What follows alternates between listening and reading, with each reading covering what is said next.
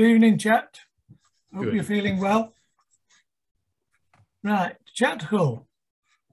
He's currently the Project Assistant Professor at the National Astronomical Observatory of Japan, working for them in Chile and based at the joint Alma Observatory in Santiago, Chile.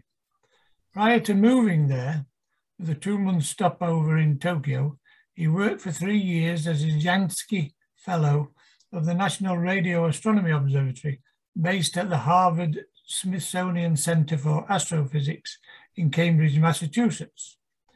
From 2008 until 2014, he was a graduate student of the Astronomy Department of the University of California in Berkeley.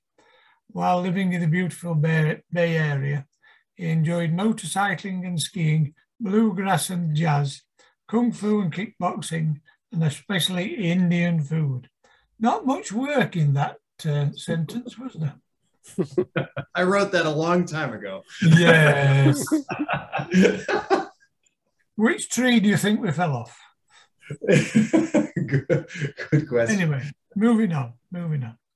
His co-blogger, Yogi, and I succeeded in an epic 2-year quest to review all 30 plus Indian restaurants in Berkeley on his blog, Masala Chat.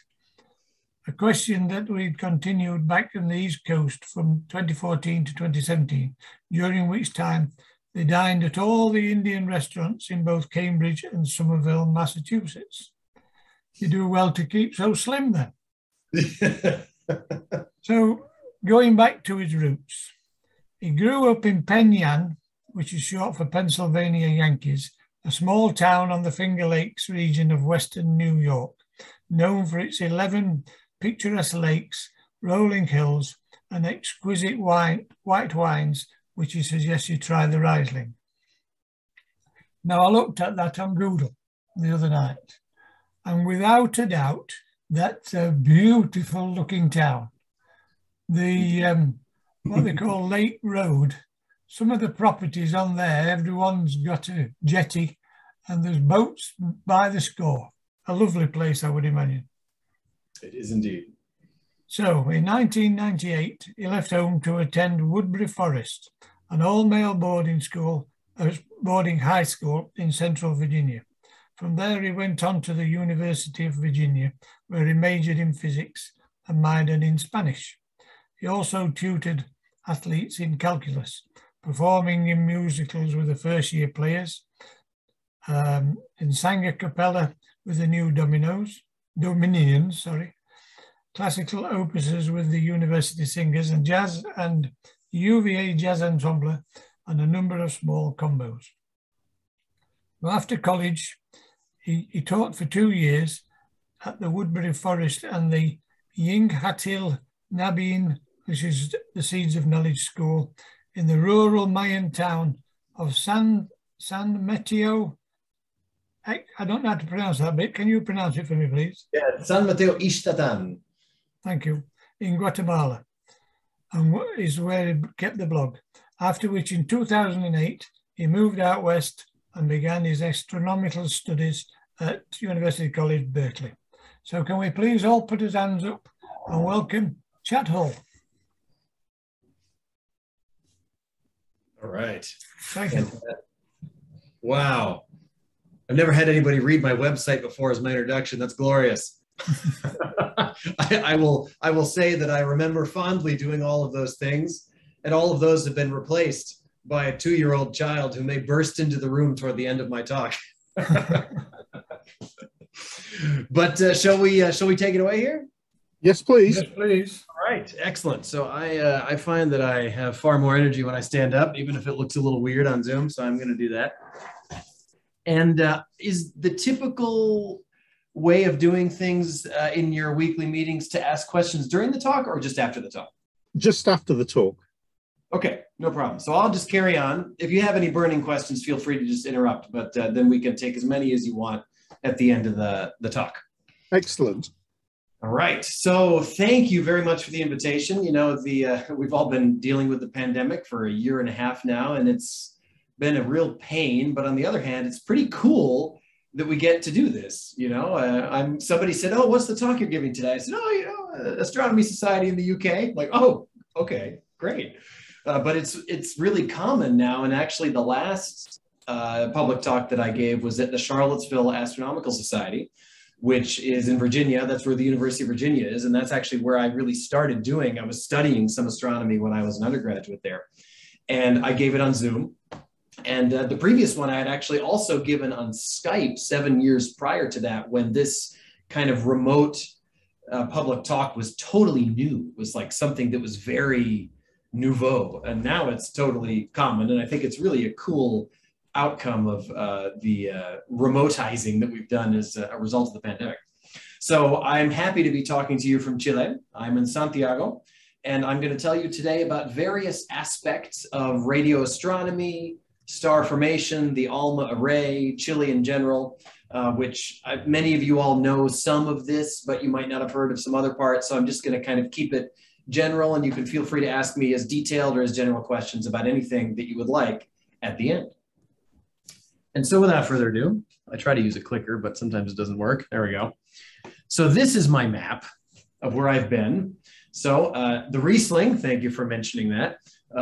It is indeed from Western New York, where I grew up, a land of lovely white wines. I do not recommend the reds, but I do recommend the whites. Then I went to Virginia, as was mentioned in my intro as well. So I was at a boarding school, which, by the way, I should mention, it was founded in 1889 on British schooling principles. And so we still actually call the freshmen, sophomores, juniors, and seniors, we call them third, fourth, fifth, and sixth formers, which will probably ring true to some of you all. And then I went to University of Virginia. Prior to teaching in Guatemala, that's where I got quite good at Spanish, which has been very, very useful living here in Chile. And then I moved out to UC Berkeley, where I worked for the Karma array. So this was actually a precursor of Alma. It's also an interferometer. It also is a millimeter and submillimeter. Well, it was not submillimeter. It was a millimeter wave instrument. And it was a pathfinder that informed a lot of the important decisions that were made in the building of Alma. And then I was actually working for the NRAO. So that's the National Radio Astronomy Observatory of the US, but based at Harvard. And then I took my next job, which is my current job, with a brief stopover in Japan at headquarters in Mitaka, which is just west of Tokyo, for any of you all who have been there. So that's the Japanese observatory, kind of the Japanese version of the NRAO. And then I moved down to my permanent post of this job down here in Chile, working at Alma, based at the headquarters in Santiago. And so looking at another global map, not my story, but the story of Alma, this is how Alma works. So Alma is truly a testament to global science. It is kind of wild and crazy sometimes trying to get everything to work with all of these arrows and all the different time zones and the people with, in different locations, but it really does work. And the nexus is down here in Chile. So you can see in the zoom in, we have the right at the bottom left. So SCO, that's the control building, the main headquarters right across the street from my apartment here in Santiago. But then many people, now that the pandemic is waning a little bit in Chile, are finally going back up to the site. So that's the OSF and the AOS. OSF means Operation Support Facility, and AOS means Array Operations Site. The OSF is at 3,000 meters. The AOS, which is where the antennas actually are, is at 5,000 meters. I've been up there a few times. You really don't want to move too fast when you're up there. And the Alma is funded and directed by three different, what they call executives. So there's North America, Europe, and East Asia. So I currently work for the East Asian arm. Everybody who works here in Chile is actually employed by one of these arms. So we down here in Chile don't really even actually exist as a legal entity. We're actually made up of people from all over the world. I worked previously for the NRAO, as I mentioned before, so that's on the left. And the Alma Center of the NRAO, or rather of North America, is made up of about 90% people from NRAO and about 10% from the Canadian Observatory based in British Columbia. And then ESO, so that's the European Southern Observatory, which is generally known more for its optical telescopes, of which it has many down here in Chile, hence the Southern in the ESO acronym. They are also the heads of the European branch of Alma. And they have a very interesting system where they actually distribute the user support of Alma in a number of what they call ARC nodes. So an ARC is an Alma regional center, and the nodes are these little groups of people who help their local scientific communities with the data reduction, with scientific planning, with proposal preparation, things like that, in, I think, maybe 10 different cities all over Europe. And then in East Asia, again, that's the one that I work for now, they're more concentrated like North America, primarily just outside of Tokyo, with smaller branches in Taiwan and South Korea. So now focusing on Chile, because that's where the telescopes are and that's where I live. This is the República Independiente del Pisco. A number of slides will be in Spanish. If you would, I will try to remember to translate all of these. Pisco is the drink that the Chileans are very proud of from northern Chile, made from the kind of, you make wine first and then you make pisco later with what's left over from the wine. But the Peruvians, really rightfully so, say that theirs is better. But anyway, when you come to Chile, we'll have pisco sours. So this is Chile. And the reason I'm showing you this image from a satellite is because the only place without clouds is Chile. So that, what you see there with perfectly beautiful blue sky, of course, looking in the reverse direction, is northern Chile. And you can see Alma marked there. That's right near the border. And show you my cursor. This is kind of a little triangular point where the borders of Bolivia, Argentina, and Chile all come together. So it's almost up at the top of the mountains when you then go down the other side into the turbulent atmosphere of Argentina. But you can see here that in northern Chile, because of some combination meteorologically that I do not fully understand myself, you have smooth air coming off the Pacific Ocean. Things are relatively stable. And you just have the best observing conditions in the world, really. That's why more than half, and I say half, there's a whole web page on this in Chile that the Chilean astronomers contribute to very carefully calculate what they actually mean by half. But a huge number of the professional observatories that people use all over the world are located in Chile. And by a number of different metrics, it's more than half. And this environment of being at high altitude, at the right latitude, and right next to the ocean is almost unique in the world. I think the second best would probably be Mauna Kea in Hawaii, with a similar kind of atmospheric conditions. So it's a really, really good place to do astronomy. And being high, and in particular being dry, as I mentioned when we were joking around about you sending me the Celestron, I'm going to talk more about dry later because it's very, very important for millimeter and submillimeter astronomy. So Alma is the Atacama Large Millimeter Submillimeter Array. It is 66 antennas, and they all work together in a way that you can see in this totally cool time lapse that was put together by the ESO outreach folks. So you're going to see just a number of different videos strung together here. That's the little intro. So those are actually the ACA antennas, the Alma Compact Array. I'm going to spend a couple of slides telling you why those are important later. Those are actually smaller antennas toward the middle of the plane where all of the other antennas are located. You can see there's the Magellanic Clouds, which is of course something you'd want me to look at with your Celestron if you were to send it down here. I didn't even see those until I first came down to Chile in 2015, actually, and it's just spectacular. You know, you can't really have an experience like that until you come to the Southern Hemisphere. In addition to seeing the Magellanic Clouds, you can see in every one of these photos the galactic planes going overhead every night. You don't have to wait for the right season.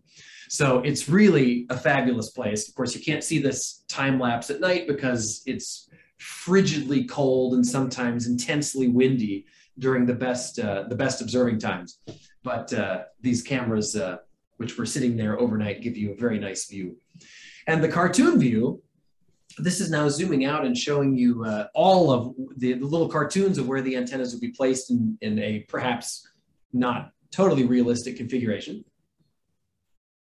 on the Chajnantor Plateau. So the plateau is, again, as I mentioned before, up at 5,000 meters, extremely high. And so you essentially drive up the side of the mountains, and then you're at almost the top to, I mean, you're not as far in as the top, but it's pretty far into the mountains. And it's a very significantly sized plane, and that the Alma Scientific Concession, which was given to Alma for the usual 99-year lease or something like that from the Chilean government, is where the antennas are. And it needs to be large because I'm going to show you later, we need to move the antennas around so that we can look at different types of structures in the objects that we observe. And what happens is all of these antennas work together in this sort of vaguely complicated way. By the way, you're going to see this character a lot down here on the bottom right. This is Alma. She's a character that was invented by the Education and Public Outreach Department at Alma. And there's a lot of good, for those of you who have kids or grandkids, there's a lot of really, really nice, both English language and Spanish language things on the so-called Alma Kids website. So I encourage you to Google that. There's a lot of cool cartoons and videos and things, many of which feature Alma. And so all of these telescopes work together, and then the light that they receive from whatever object they're looking at is piped back across hundreds of kilometers and in aggregate of fiber to this thing on the lower left. That's the correlator, which is effectively a supercomputer that I will show you a little bit later.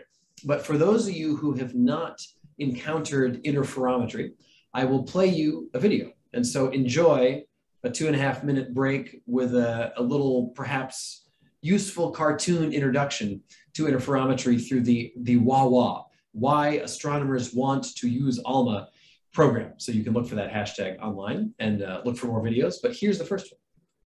So turn up your... We can't touch the stars, fly through distant galaxies, or even land on planets outside our solar system. So the only way we can really study most of the universe and everything in it is through light. The light we can see and the light we can't. That's why telescopes are so important for astronomers. They are machines for collecting light, all kinds of it. They're just like very powerful artificial eyes to look at the sky. The bigger the telescope, the better it can see. Why? Because bigger eyes, like owl's eyes, have a bigger surface, so more light reaches them, allowing the distinction of fainter differences in color and a sharper vision. Smaller eyes, like spider eyes, have less chance of capturing light, so they have more problems in seeing details, and everything is a little blurry. With telescopes, it's exactly the same. If light was rain, and telescopes buckets to collect it, it's easy to think that the bigger the bucket, the more rain it would be able to gather. Building very big telescopes, though, is not only expensive, but also difficult, and sometimes even impossible. So what if, instead of trying to build a gigantic bucket, you joined a lot of smaller ones together? Well, great idea. That way you would be collecting the same amount of rain, getting the same information, but in a much easier way. Even better, what if instead of trying to collect all the rain, you just collected some of it, with buckets spread in key places, so that you have enough to guess the characteristics of the rain falling? Well, that would be much faster and cheaper. That was precisely what astronomers thought years ago. By using several different small telescopes as one, they could see extremely fine details of the universe, just like if they were using a single telescope several kilometers across. They called this technique interferometry. ALMA works exactly this way. It can make 66 antennas work together as one very, very big telescope, making it one of the sharpest eyes to ever scan the sky. With the sharpest eyes of all, ALMA can study very faint light in the universe and capture images astronomers can't even begin to imagine. All right. I should have asked you before, but was the sound okay? Fine. Fine. What was that? I said the sound was fine, Chat. Okay, perfect. Glad to hear it. I don't know if Zoom automatically shares the sound, but anyway, I'm glad that you all could understand that. So that is the introduction to interferometry, thanks to the ALMA Education and Public Outreach team. And for, again, more videos, which are fun to watch with folks who are not astronomical professionals, even at the level of yourselves. There are a lot of these videos online. There's 2 seasons of this Why Astronomers Want to Use ALMA series, and you should listen for my voice in season 2. I was the English language narrator, and it was just a lot of fun. But I think that in particular, that video about interferometry is very useful for getting a very basic handle on why it is that we build telescopes like this.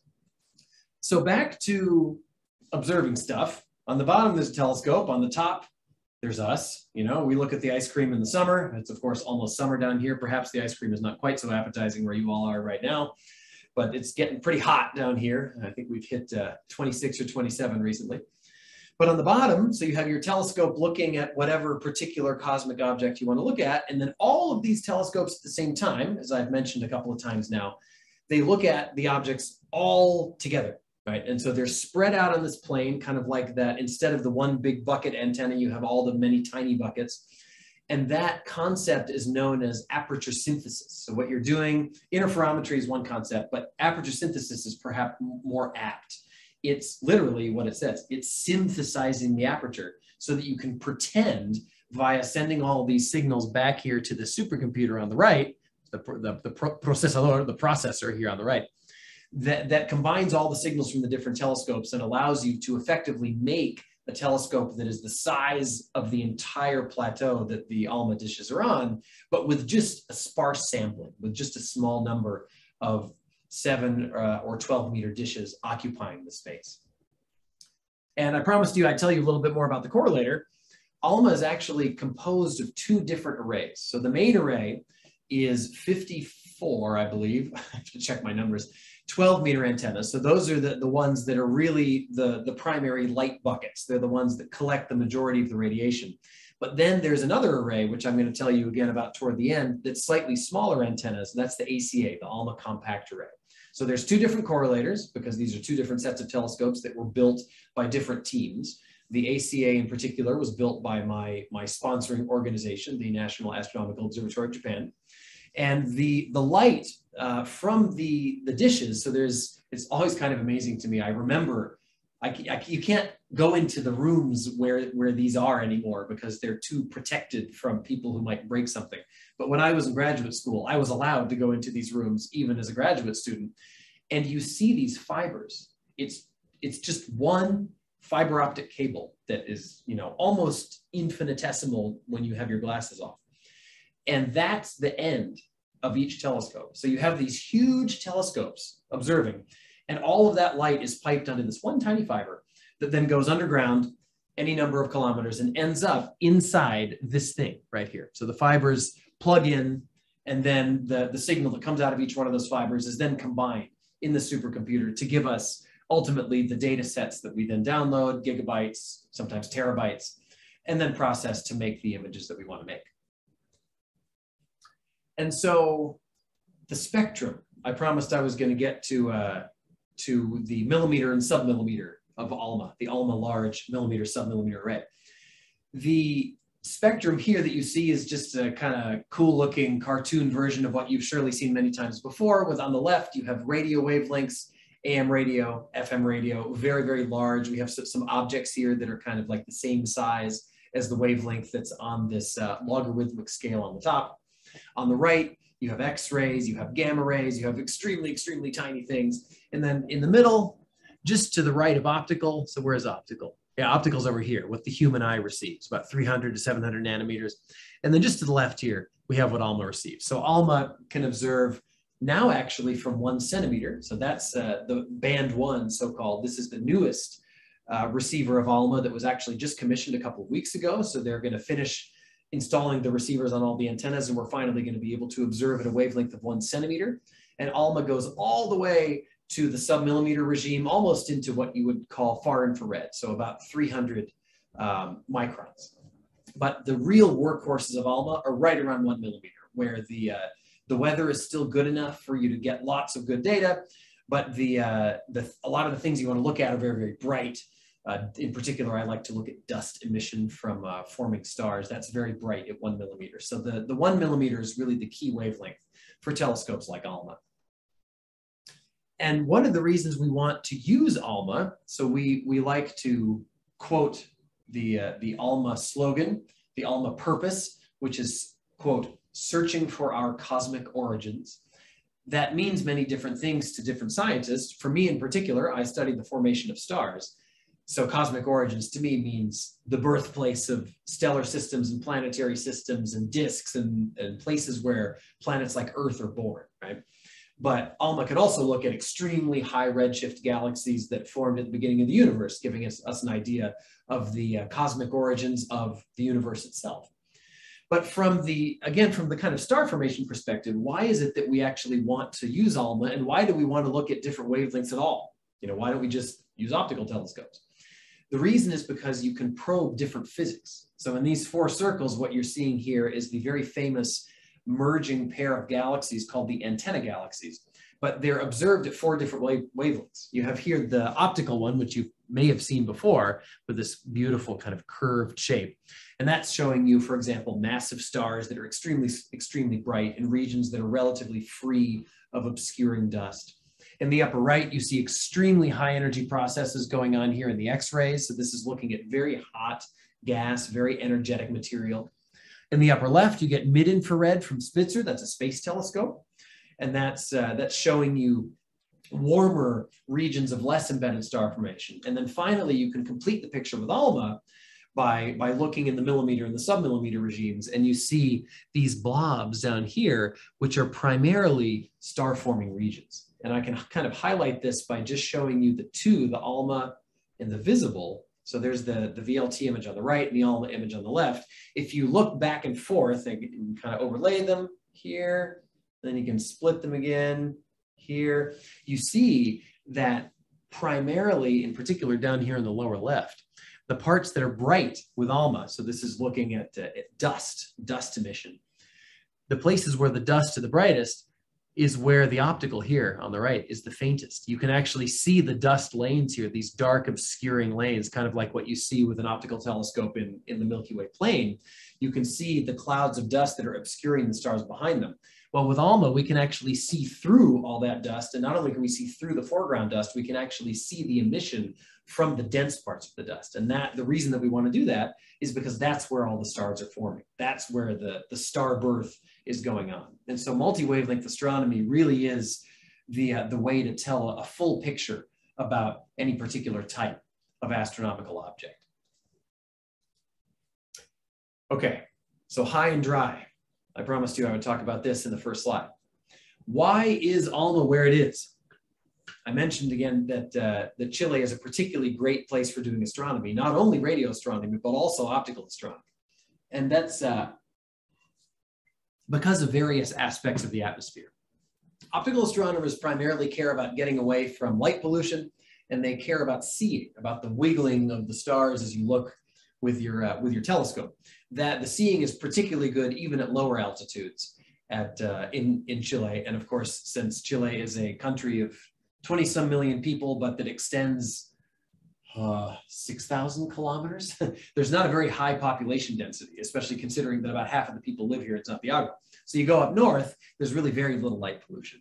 But for ALMA, the best part about being in Chile is not necessarily the seeing from an optical perspective, it's being able to get above the atmosphere. And the reason that we want to do that is because water is the enemy of millimeter and submillimeter astronomy. It simply absorbs all of the emission that you want to look at. And so what we want to do with ALMA is just go up. The higher we go, the better. And what you do when you get up to 5,000 meters is you get above about half of the atmosphere. So you're literally just above the water vapor. And that's the main reason why Mauna Kea is so great out in the Pacific. There are a couple of submillimeter telescopes up there, in particular the Submillimeter Array, which was run by my previous host institution, Harvard, and the Smithsonian Astrophysical Observatory. You just want to go up high so you can get above the water. And you'll note actually down low here, in particular this one, the Very Large Array, which you may or may not have heard of.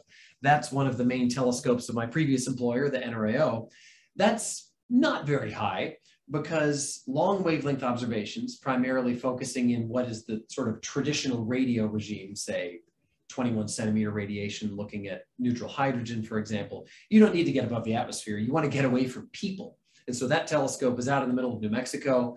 And the newest up and coming radio telescope, which is the Square Kilometer Array, which is based not very far from you all, the global headquarters of this massive project to make the next world leading radio telescope, but not observing at the wavelengths ALMA does, but observing at longer wavelengths.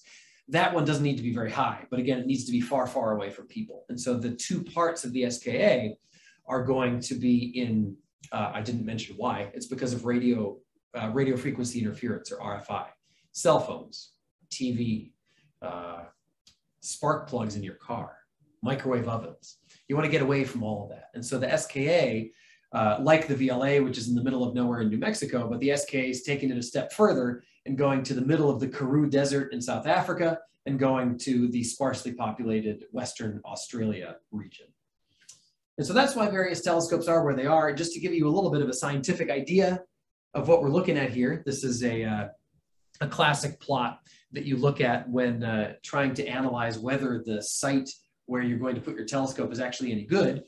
This is transmission on the y-axis. If you're up at the top where it says 1.0, that means you can see everything. And if you're down at the bottom, like these mega dips that you see here between 8 and 9 and between 9 and 10, that means you literally can't see anything. And so you see here on the x-axis, this is the frequency from about 30 gigahertz way off the left side of this plot to almost a terahertz. So that's the frequency range that Alma occupies. You can see that we did not put any of the bands, which are these colored bands, 3, 4, 5, 6, 7, 8, 9, 10. Those are useless numbers designed to describe the various receivers that look at different wavelengths of light. We did not put any of those bands on top of these absorptions, because if you were to actually put a receiver there and tune to this frequency, which is what, maybe 570 gigahertz, you would literally not be able to see out of the atmosphere. It would be optically thick. It would be opaque. And so you have to put the bands where the transmission is the best. And so you can see band 3, when you're at 3 millimeters, basically almost always perfect weather at the Alma site. But the point of going to Alma is to be able to see higher frequencies, which are more absorbed by the atmosphere. And we can see here that you can actually go not a huge amount of time, but a non-insignificant amount of time during the year up to bands 8, 9, and 10, which are getting almost into the far infrared. Really, when you're up here in band 10, you're around 300, 400 microns. It's better to go to a space observatory or, for example, to SOFIA, which is an airborne infrared, far infrared and mid-infrared observatory where they're getting up to 10,000 meters, 30,000 feet, typical airplane altitude. But the problem with SOFIA is that it's a single dish telescope. It's not an interferometer. And the reason that it's a problem is because interferometers have great resolution. And this was mentioned a little bit in the video, but let's talk a little bit more about it now. So these creatures, I believe all 3 of them were shown in the video. You have a little tiny spider on the left with appropriately sized eyeballs. You have the Talma human character in the middle with reasonable resolution. And then on the right, you have the owl with notoriously good resolution even at night. And really, it's all about aperture. It's all about the opening into which the light is going. You have here tiny eyes in the spider, low resolution. You go all the way up to the huge eyes in the owl, high resolution. And that's because of the one equation that I'm going to put in my talk, which you all have seen in some form or another if you've taken basic physics courses. The resolution of anything, of your eyes, of an optical telescope, of the celestron, of Alma, is lambda over d. So the resolution, which is just the angle, your ability with whatever you're using to observe to distinguish 2 points in angular space, is dictated by the wavelength of the light divided by the diameter of the aperture used to observe that light. And so Alma now here is in the millimeter regime. Millimeters are much larger. So lambda is much, much larger than optical, which is say 500 nanometers.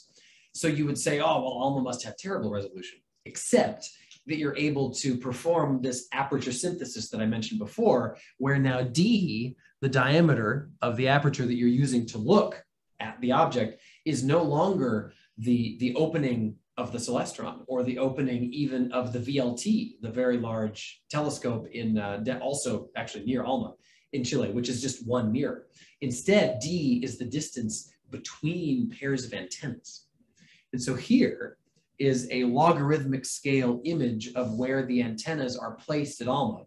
The reason this is logarithmic, so imagine that you're a drone hovering above Alma. If I didn't do this in logarithmic scale, then you wouldn't either not be able to see the furthest pads far, far away, or you wouldn't be able to see the tiny little grouping of antennas in the middle. So that's why they plot it this way. But basically, up in the upper left, you're going to see this thing max baseline. Baseline is simply the line, the distance that is connecting 2 individual antennas. That's a baseline. So it's just a line drawn between a pair of antennas. And you go from these various configurations, like this really, really compact one here, and this video shows you moving out the actual names of the configurations that we use within the Alma project are written here on the right. You go all the way out to configuration 9, where you've really kind of unpopulated the center, but you've populated all of these far away pads. And then I can kind of zoom back in, and you get back to the compact array. So what's going on here? What we're actually doing is physically moving antennas to different pads. And the reason that we're doing that is to change the resolution of the telescope. So we're actually making many, many different telescopes by moving these dishes around, all in search of lambda over d, right? So again, the d, the diameter here, max baseline, 0.15 kilometers. You're not going to get very good resolution. But what you will get is the ability to recover larger spatial scales. That's the so-called maximum recoverable scale. So you can see larger, kind of fluffier, less sharp features, but you don't have particularly good resolution. Whereas when you go all the way out here to configuration 9, you have the ability to get unbelievable resolution. Again, you're looking at millimeter wavelengths, which makes you think you're going to have low resolution, but the diameter, max baseline, 12.6 kilometers, you see there in the upper left, gives you just ridiculous resolution. But you're not able to see large scale structure. That's in the term of art that we use in astronomy, in this case, is you resolve out the large scale structure. You're only sensitive to the structures that correspond to the resolutions of your longest and shortest baselines, respectively. Of course, one way to get around this is to look at the same object with many different configurations and then combine the data later. But interferometers are really kind of weird. It's a blessing and a curse in the sense that you can resolve out and not detect a lot of annoying foregrounds, for example. It makes the calibration much easier. But you really have to carefully select which configuration you observe in, because that's going to dramatically affect the scientific conclusions that you make, because you're going to be looking at different parts of the structure of whatever it is that you're observing. And I'm going to show you some observations at the end. And just a little bit about how we do this. So again, it seems kind of crazy in 2021 that you literally have to pick up an antenna and just move it on a truck, but that's the way interferometry works. And these are amazing. So these are the antenna transporters. Each of them is 135 tons. We have 2 of them. And then each antenna is 100 tons. So you have 235 tons. And when the antenna is loaded up, it can only go a maximum speed of somewhere between 5 and 10 kilometers per hour. So a transportation, especially if you need to do a big service, for example, of one of the antennas, to go from the high side at 5,000 meters back down to the observing support facility at 3,000 meters takes all day. It takes about 8 hours. And these things have 2 engines. One engine is to drive it, and the other one is exclusively dedicated to keeping the antenna cool. Because if you let the antenna warm up, which means that the receivers all get warm, then you have to waste, I think, a couple of weeks actually cooling the thing down again. And I'm going to mention in the next slide what I mean by cooling it down. And I think that other fun facts about this, I believe these have 28 wheels, and each one of them can be turned independently. So we're talking about millimetric precision. I think they have 4 operators who are actually trained in using these, and it takes them 6 months to get trained. And they can do it like Talma's doing right here with a remote control. So they, when you do the main driving, you just drive it like a normal truck. But then they actually get out and they do the fine, precise movement so they can then drop the antenna carefully right onto the pad so that the fiber can go right in the hole up to the antenna. They do it with a remote control. It's really quite a sight to behold. So huge, 235 tons, all for very, very tiny things in the very interior of each telescope. So these are the receivers. These are, more specifically, the receiver cartridges. They're several dozen centimeters in size. Each one of them costs about 100,000 euros. So these are tiny and expensive. And each one of them observes at a different wavelength. So I mentioned before the different wavelengths that is observed at Alma. I showed you the bands overplotted with the transmission plot. This is something that I actually did in grad school with the Karma interferometer. I'm actually somewhat familiar with how these work because I put together with my advisor the 1.3 millimeter polarization system. So the polarization sensitive receiver system at Karma, which again was a pathfinder for Alma. And so all of these cartridges with expensive tiny parts go into the cryostat. So this is essentially a gigantic refrigerator, which you can see here with the gentleman on the right for scale. And only 3 of them actually can be turned on at the same time when this is put in the telescope, because even that little bit of heat that these highly efficient receivers create is too much for the refrigerator. So you need incredible refrigeration power to get these down to very, very close to absolute zero. So you see here in the bottom, it says 4K closed system. There's various layers here, these kind of concentric circles that are cooled down to different levels above absolute zero. But within the very inner guts of each one of these cartridges, which you can see here in these circular things here, it's all of the different bands, 3, 4, 5, 6, 7, 8, 9, 10. And right here, these empty ones, we're waiting for bands 1 and 2. So we're actually filling up the band 1 circles right now. In the very innards of those cartridges, it gets down to around 4 Kelvin. If you really clean it out well, you can maybe get down to 3.5. And the reason that we want to cool them down that far is simply to avoid swamping the very faint astronomical signals with thermal noise from the parts in the receivers. And each of these cartridges goes inside these antennas. So you can see here, this is a picture of the Alma compact array. So these are the 7-meter antennas. This hole right here, that's where the cartridge is. So the way this works, so you go to the upper right of your screen, think of an infinitely distant object emitting waves that then come down basically as plane waves. And the emission from those objects far, far away hits the parabolic reflector here, the main reflector. It then gets focused onto this thing that you can't really see. You can see the little dark edge, that's the subreflector, which then collimates the beam of light.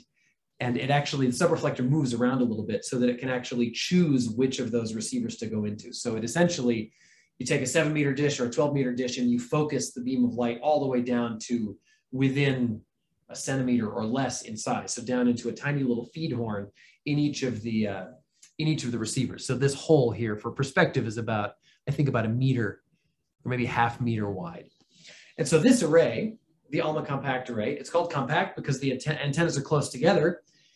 Think back to the picture of the antennas moving out and going back in the different arrays.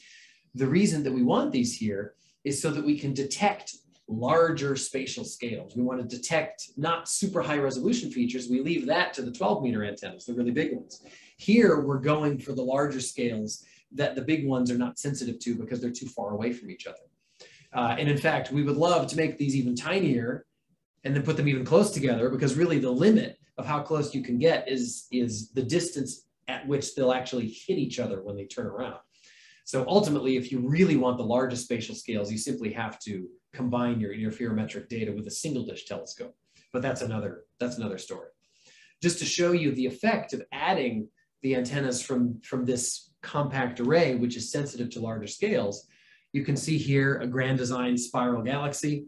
On the left, it's just the 12-meter antennas, which, as I said, you need to be careful what you're proposing for, because here somebody proposes for data with the main array, and it just pulls out beautiful, sharp features in the spiral arm. This is mainly looking at CO, so it's carbon monoxide emission in star-forming regions in the spiral arms of this galaxy. And so if you were just to look with the 12-meter array and you didn't know what a galaxy was, you would think, galaxies are just long, skinny spiral arms with some star formation happening. But then, of course, you look at the same object with the ACA to get the larger scale structure, and you find that there's actually a much more continuous kind of fluffy component to the emission that's on top of these more well-resolved features that you can access with the other telescopes. So really having different spatial scales, just like having different frequencies gives you more information about your objects, having different spatial scales also allows you to tell a fuller picture. And so starting to wrap up here,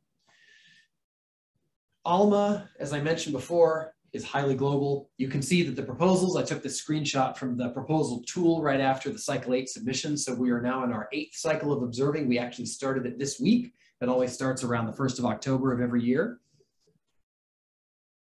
And we submit proposals a few months before, around the middle of April.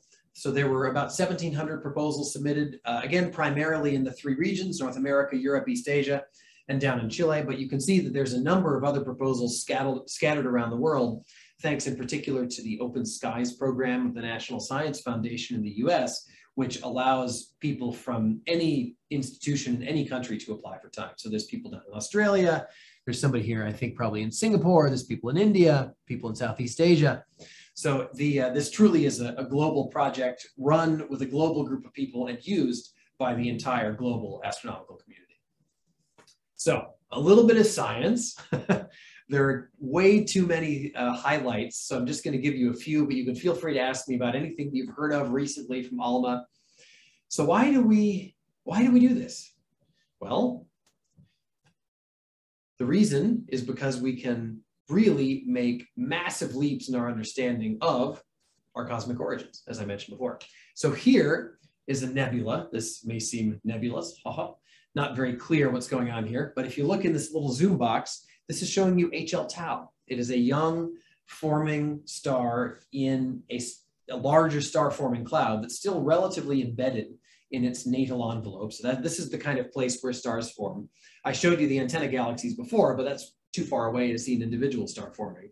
Now we're within our own galaxy, just a few hundred light years away, and you can see that it's sort of a similar story. There's a lot of dust, there's a lot of gas, and the stars are being born in these very dense, obscured regions. But when you zoom in with Alma and you put the antennas as far apart as you can, you see things like this. So you may have seen this before. I remember my jaw dropping to the floor when I saw this at Harvard. People had observed sources like this. So this HL Tau is it's a star, but around the star is a protoplanetary disk, a disk that is similar, for example, to the disk that our solar system used to have before all of the dust and gas was either accreted onto the central star or into planets or blown away. So this is a very, very early version of something like our solar system. People had looked at these sources before and they looked pretty smooth. And really the reason they looked smooth was because the resolution just wasn't high enough. But the question remained in the community, when you look at a disk with really high resolution, will it actually be smooth? Maybe it will. And so, they had to look. And so they used this nice, bright, easy to observe target to do the commissioning of the long baseline. So when you're putting the antennas far, far away. And they observed HL Tau with the highest resolution they could and found that indeed they are not smooth. They are highly, highly structured. And these rings and gaps, which dominate a lot of the planet-forming disks that we've observed with Alma recently, are almost certainly because of forming planets. Maybe not all of them, but definitely some of them are from planet formation that is happening very, very early in the life cycle of these forming stars. And here's another gallery. So a couple of years after that came out, they opened to the community the ability to do so-called large programs, which is where you get a ton of Alma time to do one particular immense science goal. And this one called D-Sharp, this was the first approved large program by one of my colleagues at Harvard. And it was to simply look at the biggest, brightest protoplanetary disks at the highest resolution with Alma to see what they look like. And the conclusion is just abundantly clear visually. Disks are structured. They are rarely smooth, and they are dominated primarily by rings and by gaps, probably from planets, and occasionally also by spirals, which you can see. There's several sources. I think the most obvious one, here we go. This one in the third down, all the way on the right, this is Elias 27. You can see these beautiful spiral arms, probably because of the disk is actually gravitationally unstable. And then one of my favorite disks up here in the middle, this is IM Loop, and that one also has some nice spiral arms. So in short, planet formation is occurring very early, and disks are very, very interesting when you look at them with high resolution, thanks to Alma. Totally different, not talking about star formation, but just talking about NASA missions. So this is the New Horizons mission, which did a flyby of Pluto back in 2015. You all almost certainly remember these unbelievable images that came out over the course of a few days. That resolution and the quality of this image was actually in part thanks to Alma, because NASA called up Alma maybe a month before and said, hey, can you give us better coordinates of Pluto? And Alma, with its very, very good astrometric capabilities, observed Pluto, sent the coordinates back to NASA, and they got, I think, 3 times closer. I think they were, if I recall correctly, this flyover was maybe at 12,000 kilometers altitude, and it would have been maybe 30 or something even larger if they hadn't gotten the coordinate corrections from Alma. So Alma also has a significant role to play in planetary science. And that's not just correcting coordinates. There's lots of science you could do with Alma as well for planetary, solar system objects. One thing that I just barely touched on was astrochemistry. So I generally like to look at dust, although I do look at some astrochemical tracers. And I'll tell you why at the end when I show you just one slide about my research. So dust in star-forming regions is important. It's what a significant amount of the material that goes into forming stars is in the form of dust. It's easy to observe dust. However, also in the cosmos, there are many molecules that are emitting lines, spectral lines that you can observe with many different telescopes. And a lot of these lines emit in the submillimeter and millimeter regime. So ALMA really is a spectroscopy machine. It's one of the main things that ALMA does, and the incredible results that have come out of spectroscopy studies are the main drivers behind very important major new upgrades that are going to be done to ALMA over the next couple of decades. And this is just to show you the totally ripe for a press release.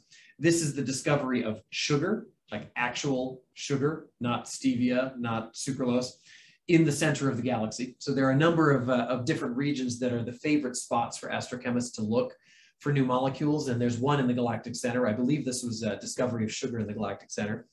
There's also been a lot of work done on salt. Some of my friends who really like disks and bipolar outflows from forming stars, you can actually map the winds and the rotation of the disks in salt, NaCl, sodium chloride.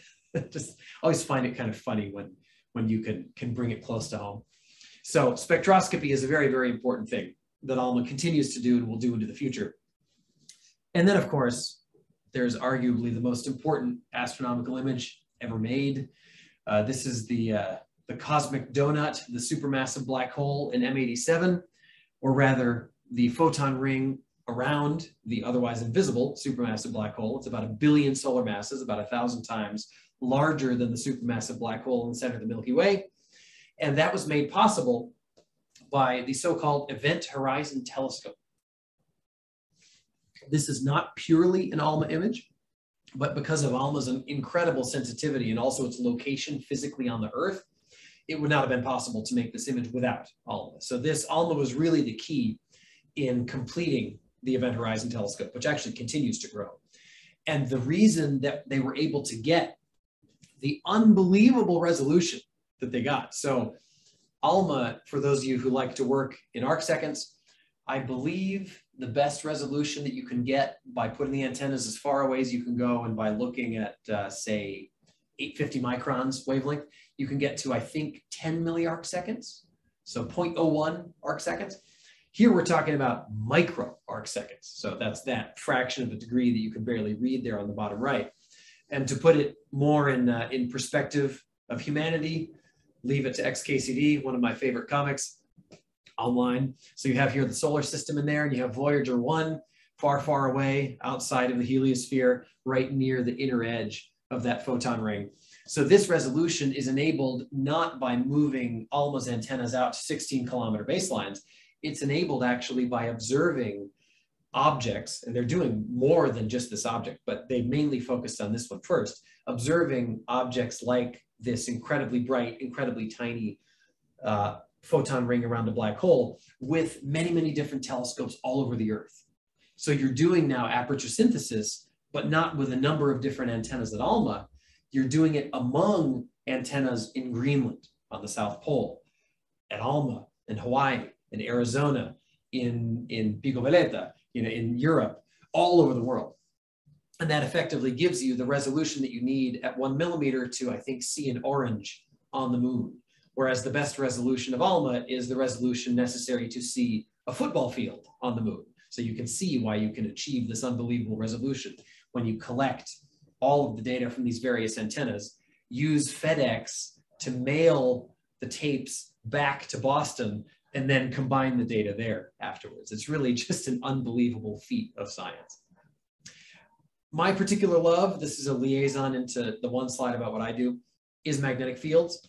These are the magnetic fields in this kind of nice Van Gogh-like stripy pattern in M87. It took them a while to actually publish this paper. They did the total intensity image here first, and then they were able to actually get the orientation of the magnetic fields by observing the polarization of the light from M87. And this allows them, for example, to put constraints on how jets are launched from accretion disks around black holes. There's a very, very famous, very powerful jet coming out of the center of M87.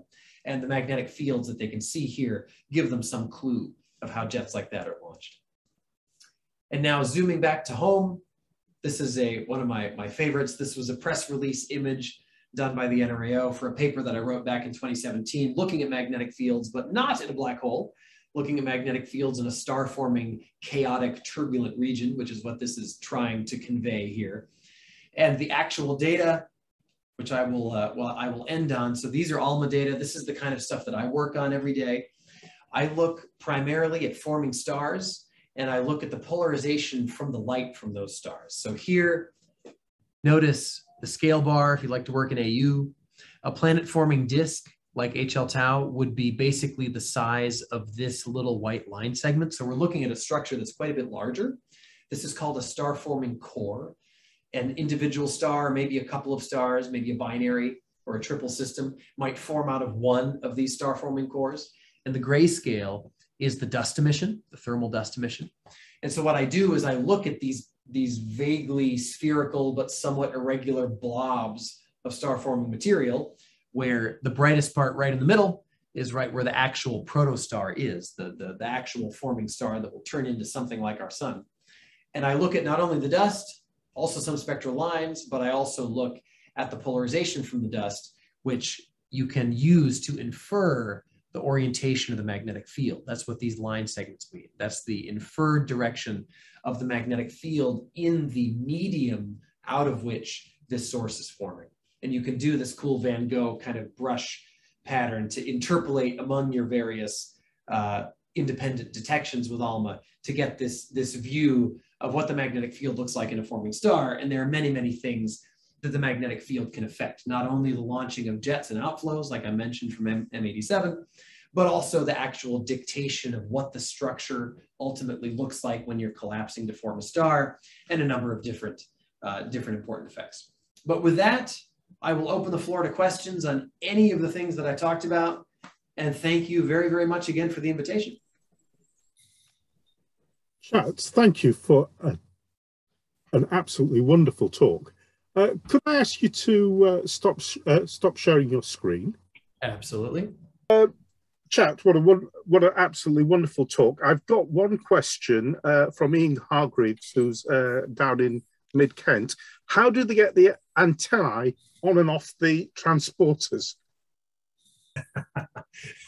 You know, as I was describing to you how millimetrically carefully they could park the transporter prior to putting the antenna down, I am incredibly embarrassed to tell you that I don't know. Because I've never actually seen it done, because it's done way, way up at the high site, usually far away from the main array. So I've been up to the high site many times. Well, not many, a few times. But they usually are moving antennas to, you know, again, logarithmic scale, right? Very, very far away. So I would have to go look at a video. I think that we should all Google afterwards video of unloading ALMA antenna from transporter, because I don't actually know if there's like a huge hole in the middle of it. I don't think there is, but I also can't imagine that an arm would be able to extend out with a 100-ton antenna on it. Yeah. So we must investigate this afterward. Right. Chat, I think I watched a video about it sometime since on Sky at Night, and the vehicle, I think, has got a device that grabs it and lifts it and moves it, that's built like into the like far off of the main axis. From what I remember, it's a long time since I watched it on Sky at Night, but I'm sure that's how it works. The vehicle actually wraps round the base of the antenna, and then lifts it up. Yeah. Right. Yeah. And the chat says they have to be really careful to position the wave guides and the power and everything. Right. But yeah, I'm definitely going to go look that up. That's really good. Oh, it's a marvel of precision engineering. Exactly. So the planning of of the whole season, be quite complicated if you take in the configurations of the different configurations. So how long does that planning take from actually submitting your proposal to getting back word saying, here are your results? How long would that process take? Well, so there's sort of two embedded questions there, and they're both interesting. So I'll tell you the first one first. So the planning, it's, I'm not on the logistical team. That's primarily there's a number of different staff members who are almost all based here in Santiago who do this kind of optimization. And if you think about it, there's so many different aspects. I mean, this is also true of some optical telescopes, but with the resolution issue, right? With an optical telescope, you always have the same resolution, right?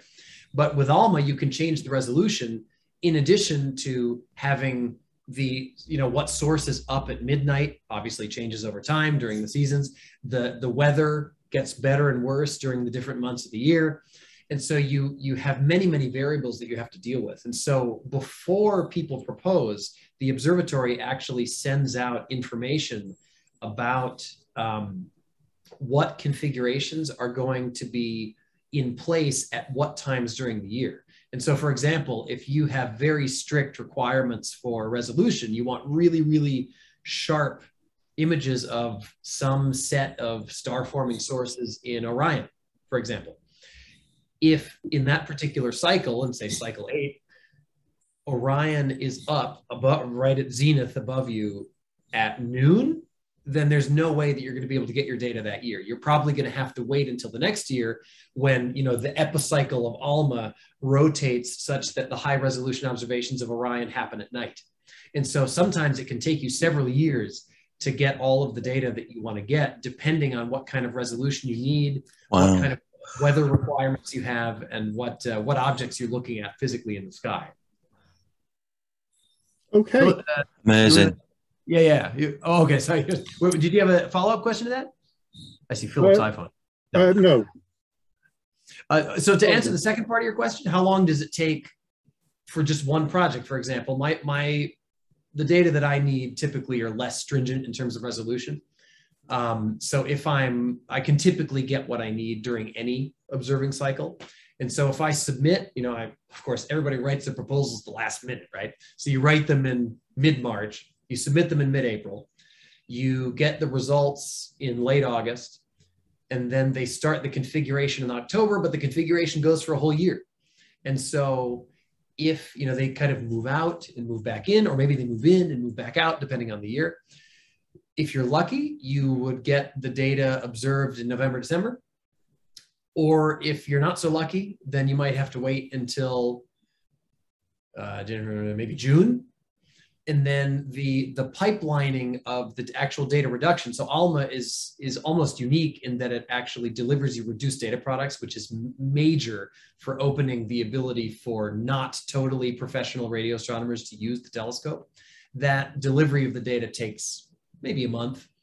And so at best, I could have my observations from this cycle in March. And at worst, they don't get taken at all. And so then they get pushed to the next cycle, or you have to repropose, or maybe I'll get lucky and I'll get them in July. So it's a long process. It's a long thing. So there's lots of time to go and teach and do other things. Yeah, right. Exactly. Eat at Indian restaurants. Okay, thank you for that. Mick Nichols, can you unmute yourself, Mick, and can we have your question? About the supermassive black hole in M87, the scale what you showed on there, size of the solar system and where Voyager was, surely to get a black hole that size, it's got to have been the merger of many black holes, because it's massive, isn't it? It's humongous. Yeah, that's right. I mean, that's the playground of theorists. How do these supermassive black holes form? That's really anybody's guess. And yet almost all galaxies have them at the very center. I have friends who observe these things indirectly, of course. And it's unclear, you know, if it's a merger of many medium-sized black holes. Of course, that's a lot to get up to 1 billion, right? You know, the one in the Milky Way is relatively paltry, and it's only 1 million solar masses. So, you know, you think of the gravitational wave sources that we've been seeing in the news, those are typically 20, 30, 40 solar mass black holes, relatively small. So to get that huge one in the middle, you need a ton of mergers like that. So I think that we're going to get some good information about how these things are assembled from these gravitational wave detectors, especially the really sensitive ones coming in the future. Or maybe if they don't see anything, then it's just one black hole in the middle that just sucks up material from around it. You know, if you look back in the early universe, and this is something that we actually do every day without really thinking about it at Alma, we need calibrators, you know, in order to calibrate the flux, in order to calibrate the polarization angle, we have to look at a bright point source. And the best point sources that we have are these galaxies far, far away, like Star Wars, that are unresolved and are just, when you look at them with radio telescopes like the VLA, just blasting out these unbelievable jets that are powered by supermassive black holes, and specifically by accretion onto those black holes.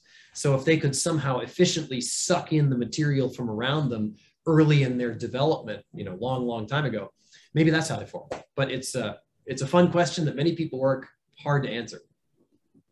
Okay, Michael. Yep, thank you for that. Catherine, can you unmute yourself and can we have your question? Certainly will.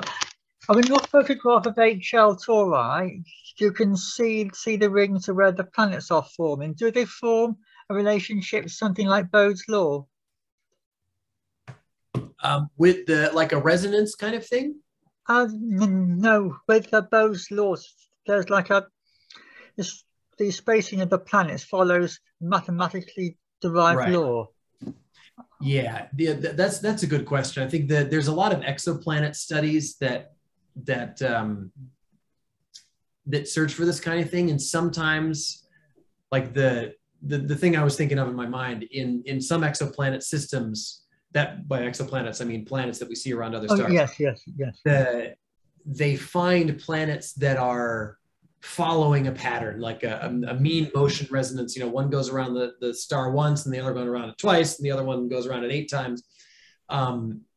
I'm not sure if the rings always follow that or not. That's a good question. I mean, I'm sure people have studied this. It's not my particular field, so I'm not totally sure. But, you know, I said the rings are almost certainly formed by planets. On average, I think the majority of them probably are, but there are other mechanisms where you could form rings, like maybe, for example, multiple rings are formed in this kind of pattern that you're mentioning by just one planet. You know, it doesn't have to be one planet per ring. Okay. Yeah. Thank you very much. Okay, thank you, Catherine. Before he throws his rattle out, Trevor Worrell, can you unmute yourself, Trevor, and can we have a question? Your question, please.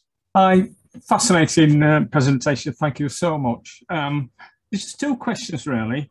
The first, I wondered whether the rollout of these satellite swarms by Elon Musk might affect or will affect projects at Alma. Second question. Go ahead, the second question. Yeah, second question.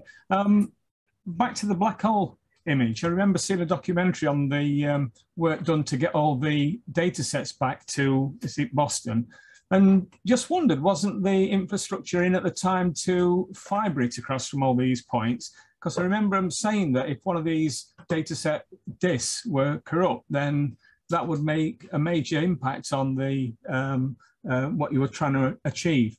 Thank you. Can you say the last part of your second question? You said, did you say fiber?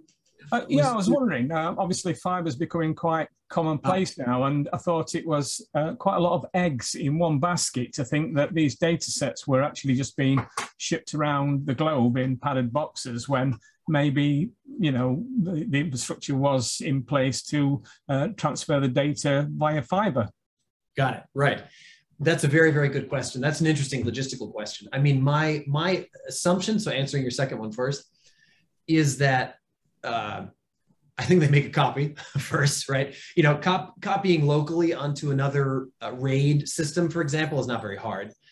So I'm sure that they have a backup at each site, you know, just in case the UPS truck falls off a cliff. So it's not that the issue is only data transfer. The issue is not copying data to new disks in the same place. That's super easy. So you can make a whole bunch of different copies. But I think that I tried to memorize a lot of the cool statistics for this talk, but I don't have this one. Something like sending one of the EHT disks on a FedEx airplane is the equivalent of like some number of gigabits per second, you know, like way, way better than the typical fiber connection you can get just by moving that hard drive on a plane.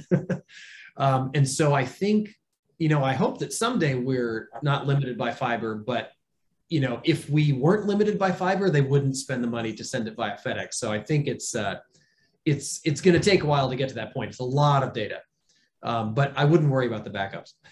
And to answer your first question, so in the sort of multi-stepped kind of Mayan pyramid type plot I showed you with the various telescopes at different altitudes, the satellite swarms like that SpaceX is doing and that Amazon's going to do and who knows how many others, those are primarily affecting the optical community.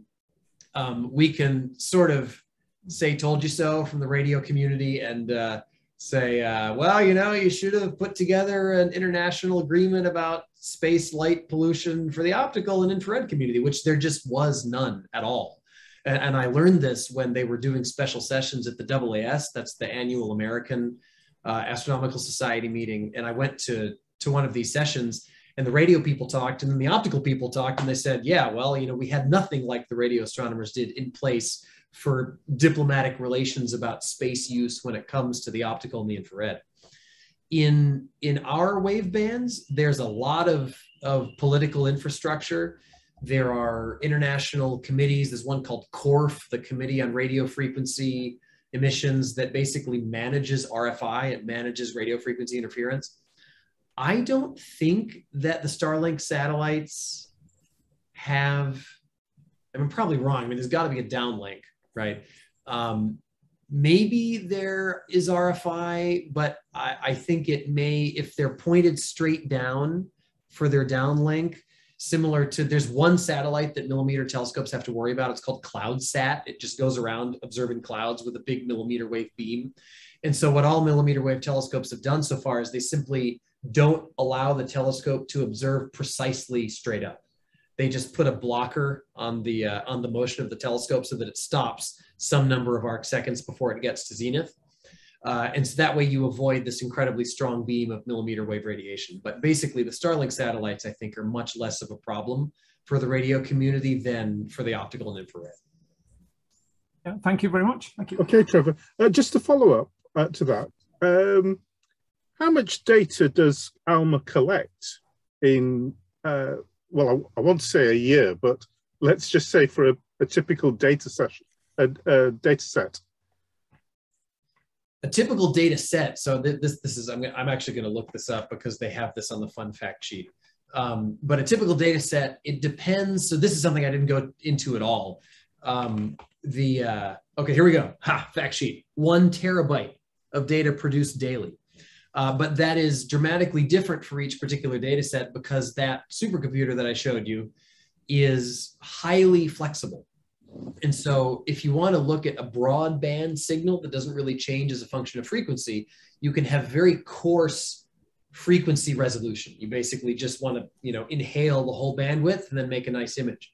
But if you want to do astrochemistry, where you're looking at a very slowly moving blob of gas, where you need the resolution to actually see, say, 1 kilometer per second, you want to, you know, look at something orbiting something else, or you want to just get a very, very fine view of the velocity and frequency structure of some object, then you actually need to take your ALMA data with incredibly fine frequency resolution, which means that you need a lot more bytes.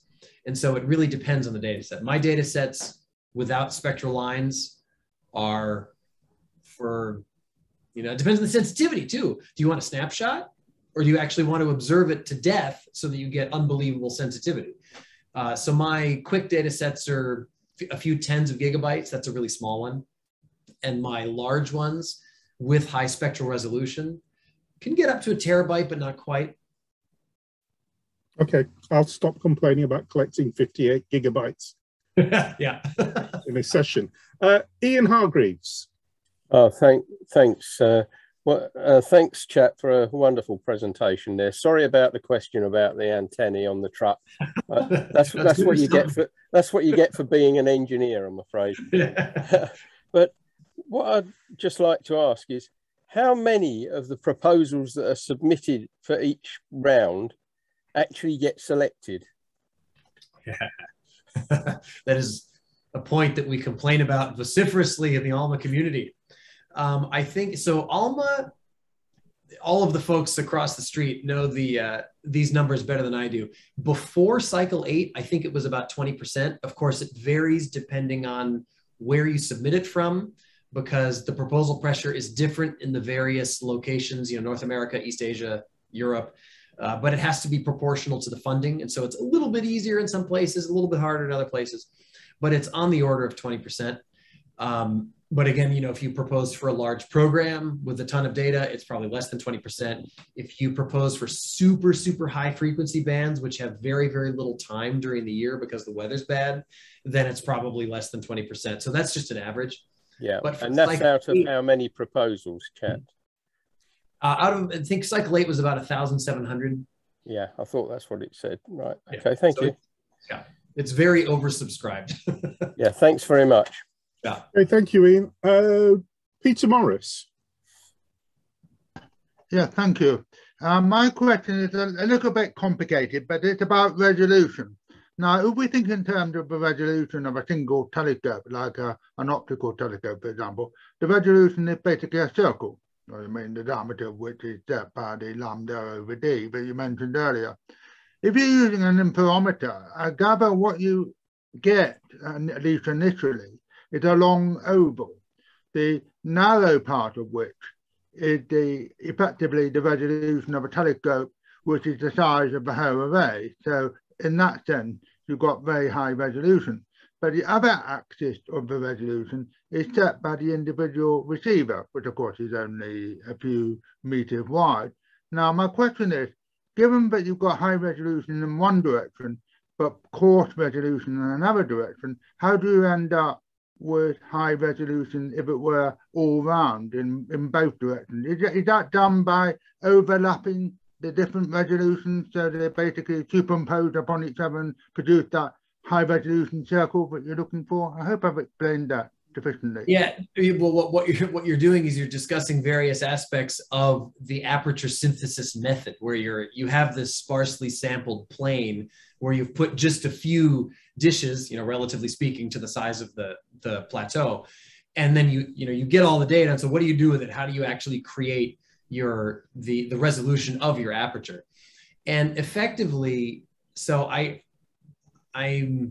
can't repeat your entire question again, but I think that there may have been a slight misconception about one of the bits of resolution. So you're right that the best resolution you can get is set by the distance between the two furthest apart antennas. The thing is that the way that the antennas are placed on the ground, which I showed you in that movie with the little red points going in and out, is approximately circular. So if you're looking at something right overhead at a declination of elevation of 90, declination of minus 37, whatever, the latitude of Alma, then you're going to have an essentially circular resolution element. The thing is that if you're actually looking, so imagine that you're the drone looking at Alma and then you incline it like this, right? So you are looking at a source up in the north, maybe say Perseus, which is actually what I'm trying to do for this cycle, but Alma's in the southern hemisphere.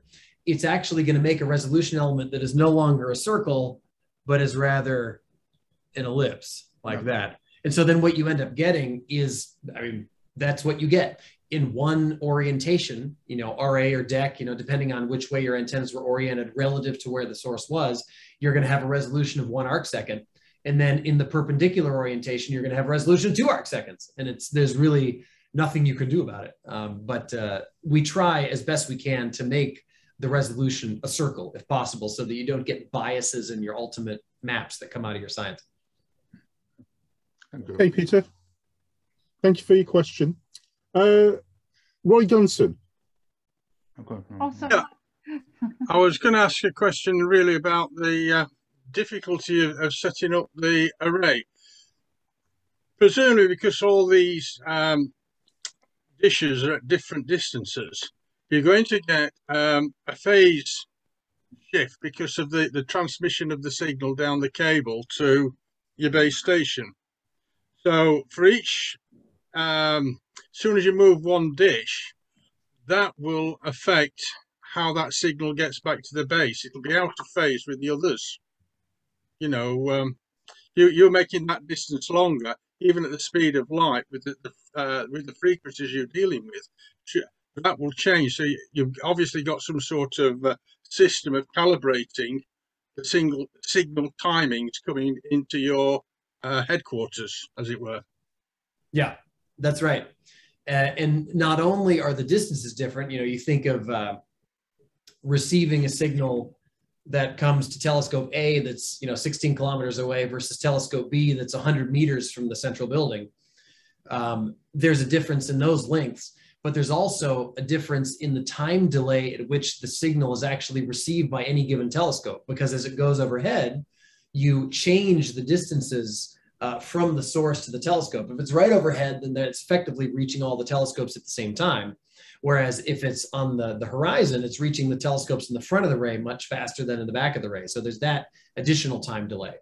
And so there's a whole system of calibration essentially grouped into what's known as the delays, where a time delay is merely a phase wrap as a function of frequency, essentially. But it's called delay, which you can think of simply as a time delay, of something traveling at the speed of light that is modulated by a calibration system, as you mentioned, that takes care of not only the fixed differences in the line lengths, basically the lengths of the fibers, but also the difference in distances of or the differences in delays, really, of a fixed plane to each antenna as the source is orbiting overhead. So that's all done in a way that I would have to study to really get the complex details. It's really kind of amazing that all of this works, actually, that we can get everything in phase so well, but it's done with great efficiency now.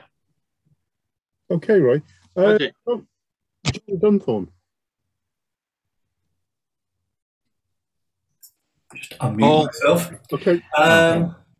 Two questions, one on a technical one. You referred to the microwaves coming into the telescopes and then the signals coming down the optic fiber. Are you actually transmitting the actual microwaves down the optic fiber as they are optic fibers, or are you converting those signals into a visible light equivalent to send them down the optic fibers? Secondly, is there any benefit from Alma to the sort of local Chilean population? Are you training up local people to do some of the technical work, as well as bringing people in from outside, which obviously you've got to do to a considerable extent? Very good questions. So the first one, no, we are not bringing the millimeter wave light back to the supercomputer. What you do, and this is something I could have explained much better in grad school, ironically, since I worked with receivers. So you get the millimeter wave radiation, say 300 gigahertz. It then goes into the receiver and it gets mixed. So we have a mixer in the receiver that then mixes the signal down to the so-called IF, the intermediate frequency. And that's about 1 to 10 gigahertz. And that, you're throwing me for a loop because it is a fiber, but that, I think, is what is going back to the correlator room on the fiber. So, I mean, can an optical fiber take 1 to 10 gigahertz? Is that infrared? They'll take infrared, won't they? 1 to 10 gigahertz is not infrared. It's more radio. It's more radio. Yeah. I don't know. That's what was interesting me. Now this is, I feel like I'm at risk of giving you incorrect information, but I know that what I said about the mixing and the IF is definitely correct. So out at the telescope, in the guts of the receiver, you're already down to about 1 to 10 gigahertz. And that is then sent back on fiber somehow and then sampled and chunked up into these little frequency chunks that I mentioned before by the correlator, the huge supercomputer, and then dumped into your data set. So I deal with data that is effectively in the 1 to 10 gigahertz range, having been mixed down from the sky frequency. I think the dream would be to send back 300 gigahertz, 700 gigahertz, terahertz radiation along fibers, but I think that the efficiency of the fibers isn't currently good enough, but this is getting into the regime of engineering that I am most certainly not an expert in. But I will, that's also something I'll look up later. It's definitely fibers, but it's definitely 1 to 10 gigahertz. So on to your second question. These are very, very good questions. Yes, Alma spends a significant amount of time, effort, and funding from the various executives, they're called, in North America, East Asia, and Europe, to support the local community. So there's a huge number of local staff, in quotes. They're locally hired staff that are they're actually technically hired through AUI, which is an organization in the US that is the parent organization of the NRAO and a number of other different institutions. So there's an AUI Chile branch, and I think AUI actually also has other sites in other countries. But they are basically local Chilean employees. Almost all of the engineers are local staff. The computing people are local staff. The people up at the site who are serving all the food, cleaning the rooms, it's basically all Chilean. So a huge fraction of the jobs go to the Chilean community, both here in Santiago and really all over the country, actually, because there are many people who commute to their jobs doing shifts, like a 10-10, 10-day, 10-day, 10-day on, 10-day off, or 8-day on, 6-day off shift. So they actually go to the site, or they even come here now that we're actually doing some observing from Santiago, and they spend that amount of time. So they don't actually have to live in Santiago or up in the desert. They can live anywhere in Chile. So that's, in terms of employment, there's a ton of local employment that goes on. Education and outreach, there are a number of different programs, especially near Alma. There's actually really cool programs with the students in the schools in San Pedro de Atacama, which is the little town, a very famous tourist destination. Any of you all who've come to Chile before may have heard of it. And a tiny town just up the road called Toconao. So they have these long-running programs doing science outreach in those schools. And I think some of those students have actually since, after many, many years, Alma's been going for more than 10 years now, have since gone on to do scientific careers in university, which for somebody from the north of Chile, from a small town, that's a really major feat. And my favorite thing, being one of the astronomers, is there's a summer program, an internship for underprivileged Chilean students that's run, well, it's funded by the NRAO in the US, but it's only for students down here, primarily in Santiago. They come and they work with us for 10 weeks during the summer, like just a summer program. And then many of those have actually gone on to do master's or PhD programs in Santiago in astronomy afterwards. So there's a lot of good stuff going on. Okay, John. That's very good to know. That's brilliant. Thanks. Great talk. Thank you. I've got one on the message board as well from Lawrence Horrocks Barlow. Is Alma still using the Titan HPC system to process the initial captured data? Oh, that's really detailed. I'm not sure. I know that what I can tell you is that Alma is using its original correlator. So the supercomputer for both the ACA antennas and the 12-meter antennas has not been replaced since it was built. They're actually planning for the next generation correlator that's going to have, I think, 4 times more bandwidth and much more flexibility, which is going to give everybody what they want. It's going to give the spectral line observation people the ability to do much more simple setups for their observations, and it's going to give people like me a lot more sensitivity when looking at wideband dust continuum. But technically speaking, if that's what it was using 9 years ago, then it's still what it's using now. But I don't know the specifics of the HPC. Okay, thank you for that. Right, last question, chat, from Mike Poxon, please. Oh, hi there. This is a question about a specific object. Just the same as you, I'm interested in star formation. I run the YSO group at the AAVSO, So I'm particularly interested in is RW Aurigae, which had sort of violent episodes in 2015 and 2018, I think. I just wonder whether Alma had made any observations of those episodes. That's a really good question. And that's really cool that you're in this. It was what's the acronym? The AAVSO. AAVSO, yeah. I've heard about the stuff that you all done. That's super, super cool. So just a quick Google, exploring the dimming events of RW Aurigae. I'd have to Google, I don't know off the top of my head. These are, so is it like a class 3 star with like a debris disk or no disk around it? It's a very close binary. And I think in 2015, there was an episode where a huge cloud of gas was kind of ripped off one of the forming stars. I think Jerry Rodriguez at Kelt captured a lot of that, but I just wonder whether Alma got anything on it. Yeah, that's a good question. I'm Googling incredibly fast here. So multiple flybys sculpting the circumstellar architecture, RW Aurigae, right? Wait, yeah, no. that's one. Yeah. RW? Yeah.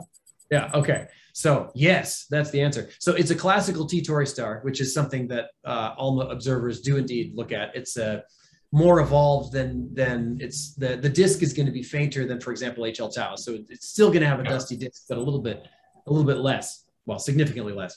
So archive abstract, we present high resolution band 6 and 7 observations of the tidally disrupted protoplanetary disks of the RW Aurigae binary. So yes. Looking at tidal streams, looking at the CO, so the carbon monoxide emission, using new photometric observations from the AAVSO. There we are. Some of those are right. So yes, indeed they have. So this again is the beauty of multi-wavelength astronomy. You know, you get something from the optical, from the actual star in the middle, and the dimming, you know, and then you can actually look at that circumstellar, circumbinary material in thermal emission with ALMA. That's the cool part. Oh, great stuff. Thanks. Okay, thank you, Mike. Ladies and gentlemen, we've worked Chat hard enough, and he's been entertaining and informative and very generous with his time and his talents. So can we give him a big Mexperience with an Astronomical Society? Thank you.